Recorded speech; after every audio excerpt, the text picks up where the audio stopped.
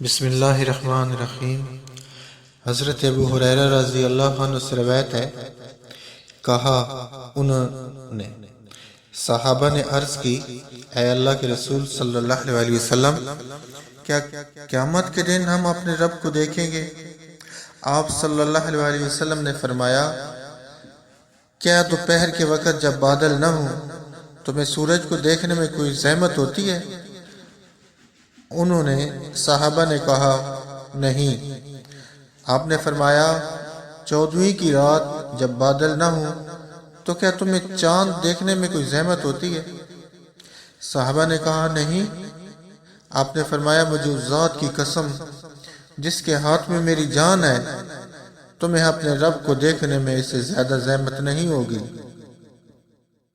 جتنی زحمت تمہیں ان دونوں کو دیکھنے میں ہوتی ہے۔ آپ نے فرمایا، وہ رب بندے سے ملاقات فرمائے گا تو کہے گا، اے فلاں، کیا میں نے تمہیں عزت نہ دی تھی؟ تمہیں سردار نہ بنایا تھا؟ تمہاری شادی نہ کرتی؟ گھوڑے اور اونٹ تمہارے اختیار میں نہ دیے تھے؟ اور تمہیں ایسا نہیں بھی نہ چھوڑا تھا کہ تم سرداری کرتے تھے اور لوگوں کی آمدنی میں سے چوتھائی حصہ لیتے تھے؟ وہ جواب میں کہیں گے، کیوں نہیں، بالکل ایسا ہی تھا۔ تو وہ فرمائے گا، کیا تم سمجھتے تھے کہ تم مجھ سے ملو گے؟ وہ کہیں گے، نہیں۔ تو وہ فرمائے گا، آج میں اسی طرح تمہیں بھول جاؤں گا جس طرح تم مجھے بھول گئے تھے۔ پھر دوسرے سے ملاقات کرے گا تو کہے گا، اے فلاں، کیا میں نے تمہیں عزت اور سعادت سے نہیں نوازا تھا؟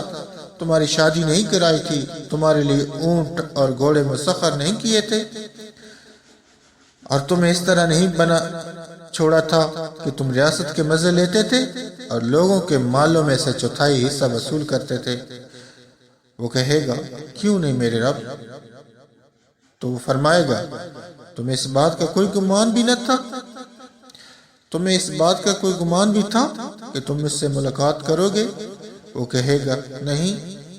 تو وہ فرمائے گا، اب میں بھی اسی طرح تمہیں بھول جاؤں گا جس طرح تم مجھے بھول گئے تھے۔ پھر تیسرے سے ملے گا، اس سے بھی وہی فرمائے گا۔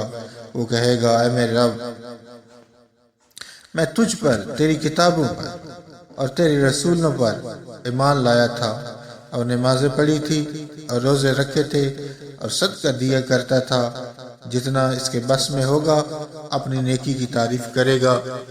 چنانچہ وہ فرمائے گا، تب تم یہیں ٹھہرو۔ فرمایا، پھر اسے کہا جائے گا، اب ہم تمہارے خلاف اپنا گواہ لائیں گے۔ وہ دل میں سوچے گا، میرے خلاف کون گواہی دے گا؟ پھر اس کے منہ پر مہر لگا دی جائے گی اور اس کی رون، گوشت اور ہڈیوں سے کہا جائے گا، بولو۔ تو اس کی رون، اس کا گوشت اور اس کی ہڈیاں اس کے عمل کے متعلق بتائیں گی۔ یہ اس لیے کہا جائے گا کہ اللہ اس کی ذات سے اس کا عذر دور کر دے، اور وہ منافق ہوگا اور وہی شخص ہوگا جس پر اللہ تعالیٰ سخت ناراض ہوگا۔